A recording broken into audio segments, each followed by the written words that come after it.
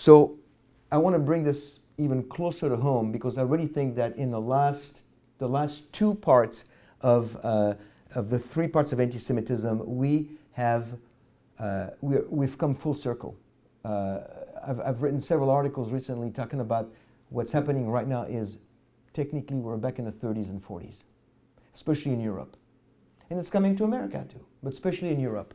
The picture here, the two pictures is Maurice Van Zweig, my maternal grandfather. This is my mother when she was probably 3 or 4, and said early 30s in Paris.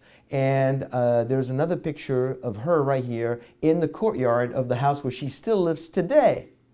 In that place, she was about maybe 15 or 16 years wearing the yellow patch, and it was probably right before her father was taken by the Gestapo. I guess that because she's smiling on the picture.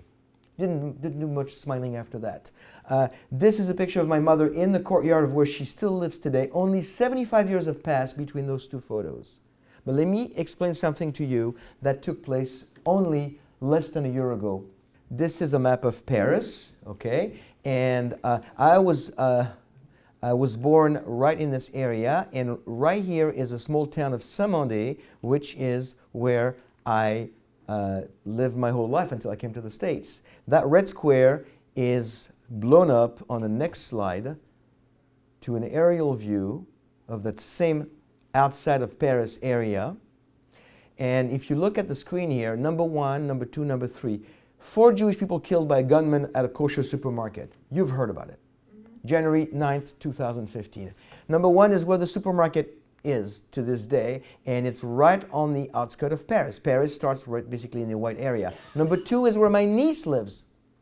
She was in the store 15 minutes before the gunman actually shot the 4 people. She went home to prepare for the Shabbat dinner, and she turned the TV on, and there it was. She was watching the news. She was next door. She could have opened the window and seen the same thing. Number 3 is my house. Whenever I go back to France, I'm going back in 3 weeks. I'll be right there.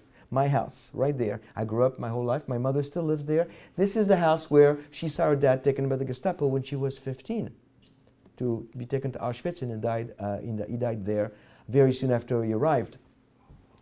Called my mom on the day of the terrorist attack, and I said, Mom, don't worry, you'll be okay. My sister will come get you. Lock the door, don't answer to anybody, and you'll be fine. And my mother, 88 years old, 75 years later, she goes, Olivier, she starts crying on the phone. She goes, Olivier, are they coming back for us again? After 75 years. To have escaped the Holocaust, she went to hide on a farm when her father, as a Catholic girl, when her father was taken by the Gestapo. And then I call her and she's crying and she said, are they coming back for us again? Of course, I tried to comfort her, but it was very difficult because in a sense, what's happening right now, it feels like the 30s and 40s again, and we know it's not going to stop. We know it's only going to get worse.